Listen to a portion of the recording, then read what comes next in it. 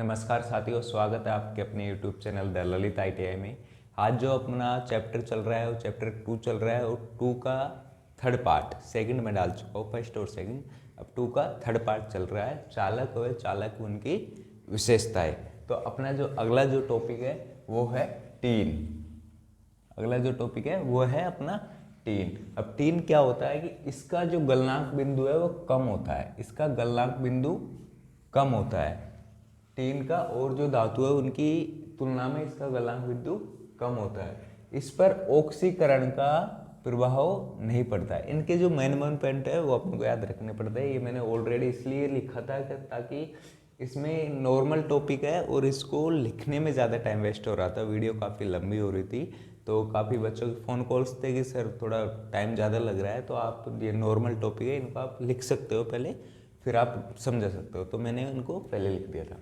जो इसका जो ऑक्सीकरण का जो प्रभाव है वह कम पड़ता है। इसमें केवल ओनली फॉर 2 टॉपिक है, इसका गलनांक बिंदु और उसी और तुलना में कम होता है, और इसका जो ऑक्सीकरण है उसका प्रभाव इस पर नहीं पड़ता है। अगला इसका जो उपयोग है, इसका जो उपयोग है किसका, टीन का। टीन का उपयोग किसमें किया जाता है, कम गलनांक के कारण, इसका गलनांक कम होने के कारण इसका प्रयोग शीशे के साथ, इसका प्रयोग शीशे के साथ मिश्र धातु बनाने में, इसका मिश्र धातु के रूप में इसका इस रूप में किया जाता है। मतलब मिश्र धातु बनाने के रूप में इसका प्रयोग किया जाता है किसके, शीशे के साथ। इसमें लेड, जिसको अपन लेड बोलते हैं इंग्लिश में, उसके साथ मिश्र धातु बनाने में इसका प्रयोग किया जाता है टीन का।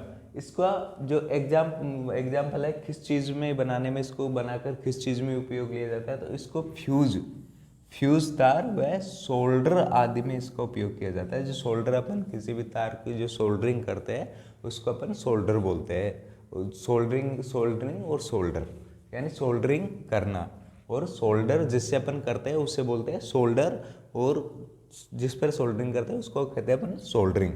तो इसका उपयोग फ्यूज तार व सोल्डर आदि में इसका किया जाता है। अब जो अगला जो अपना जो टॉपिक है वो है जर्मन सिल्वर।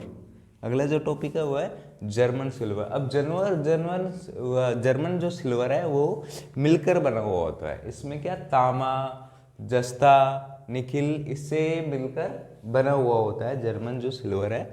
तो इसमें जो तांबा मिला होता है, ये चीज़ बहुत ही इंपॉर्टेंट है, इस चीज़ को आपको याद रखनी चाहिए। इसमें कि कई बार ये पूछा जाता है कि जर्मन सिल्वर किस किस से मिलकर बना होता है, कितना प्रतिशत उसमें मतलब कितना प्रतिशत उसमें क्या मिलाया जाता है। जैसे आपने पूछ लिया कि जर्मन सिल्वर में तांबा कितने प्रतिशत मिलाया जाता है, या निकिल कितने प्रतिशत मिलाया जाता है, या जस्ता कितने प्रतिशत मिलाया जाता है, तो इसमें जो तांबा है वो 60% मिलाया जाता है। जर्मन सिल्वर बनाने में तांबा है जो 60% मिलाया जाता है, और जो इसमें निकिल भी मिलाया जाता है, जो निकिल है जो 15% मिलाया जाता है, और 25% है जो इसमें जस्ता मिलाया जाता है।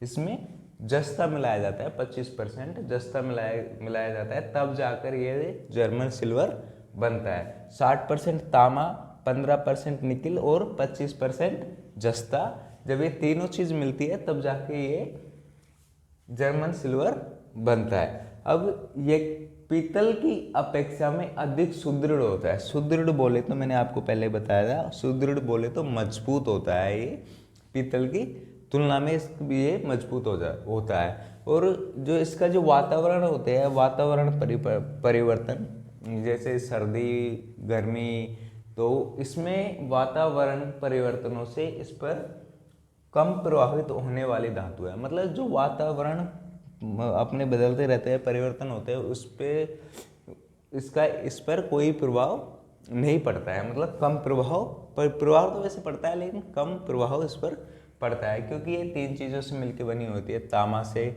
निकिल से और जस्ते से।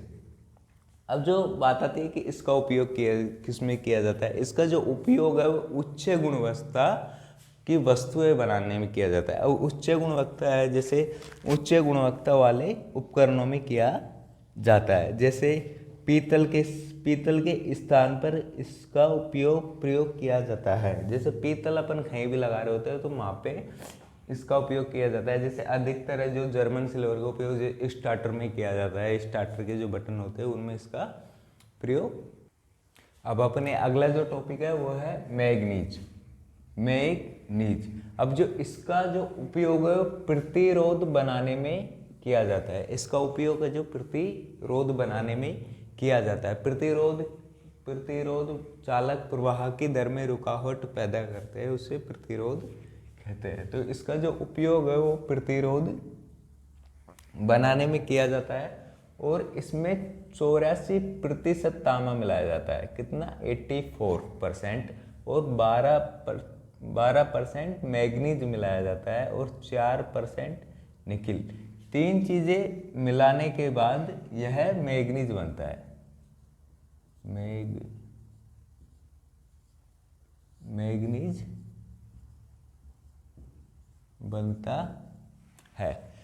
इसमें 84% तांबा, 12% मैग्नीज और 4% निकिल बनाने पर यह मैग्नीज बनता है। और इसका जो उपयोग है वह प्रतिरोध बनाने में किया जाता है। इसका उपयोग प्रतिरोध बनाने में किया जाता है। इसमें यह चीजें याद रखने वाली है, क्योंकि आपसे किसी ने पूछ लिया कि मैग्नीज कितनी धातुओं से मिलकर बना होता है। तो मैग्नीज 3 धातुओं से बन के मिला होता है, जिसमें 84% तो तांबा होता है, 4% निकिल होता है और 12% इसमें मैग्नीज होता है, जो ये खुद है।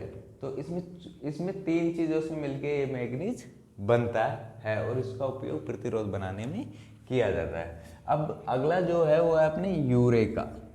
अगला जो है वो अपने यूरेका। अब यूरेका है जो 40% निकिल, 60% तांबा से मिलकर बनी मिश्र धातु है। यूरेका क्या है? तो 40% निकिल और 60% तांबा से जो धातु मिलकर बनती है उसे यूरेका कहते हैं। ये मिश्र धातु है। अब इसका जो उपयोग है, जो अपनी यूरेका है, इसका जो उपयोग है वह अधिक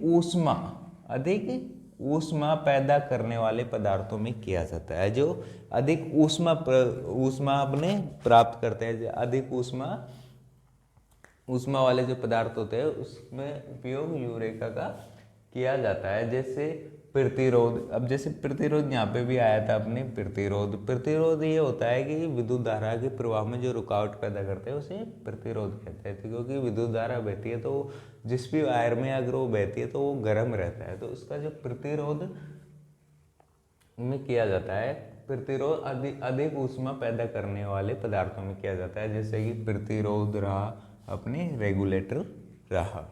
अब जो अगला जो है वो अपने नाइक्रोम। अगला जो टॉपिक है वो है अपना नाइक्रोम। अब जो नाइक्रोम है ये भी 2 धातुओं से मिलकर बना होता है। नाइक्रोम भी अपने दो धातुओं से मिलकर बना होता है। इसमें 80% तो निकिल मिला होता है। इसमें 80% निकिल बना होता है और 20% है जो क्रोमिनियम से बनकर ये बनता है। जब दोनों धातुएं मिश्र होती है तब जाके ये बनता है। अब आपसे कोई पूछे कि नाइक्रोम क्या होता है तो आप ये बता सकते हो कि 80% निकिल और 20% क्रोमिनियम से मिलकर बनी हुई मिश्र धातु को नाइक्रोम कहते हैं। अब ये कैसी होती है? ये सुदृढ़ व उच्च गलनांक वाली होती है। सुदृढ़ मैंने आप पहले बताया था कि कठोर, जो कठोर होती है उसे सुदृढ़ कहते हैं। उच्च गलनांक वाली ये धातु होती है। अब बात आती है कि इसका उपयोग किस में किया जाता है। इसका उपयोग है जो जैसे अपनी इस्त्री होती है प्रेस, उसमें इसका उपयोग किया जाता है। विद्युत केतली होती है अपने, जिसमें अपन चाय वगैरह बनाते हैं, विद्युत केतली, इलेक्ट्रिसिटी, उसमें इसका उपयोग किया जाता है। हीटिंग एलिमेंट बनाने में इसका उपयोग किया जाता है, जैसे प्रेस में, विद्युत केतली में और टोस्टर में। और हीटिंग एलिमेंट मतलब जितने भी हीट प्रवाह करते हैं उसमें इसका नाइक्रोम का प्रयोग किया जाता है। जैसे हीटिंग एलिमेंट में वो भी आ गए अपने वाटर रोड होती है जो पानी गर्म करते हैं, उसमें ये भी आ गए। अब आज की क्लास अपने यहीं पे समाप्त होती है। कल से अपने चलेगा अर्धचालक। चालक अपने समाप्त हो चुके हैं 2nd चैप्टर के। अब चलेंगे अपने जो चैप्टर चल रहा था वो चल रहा था चालक, अर्धचालक व कुचालक। तो अब जो कल चलेगा वो चलेगा अपने अर्धचालक।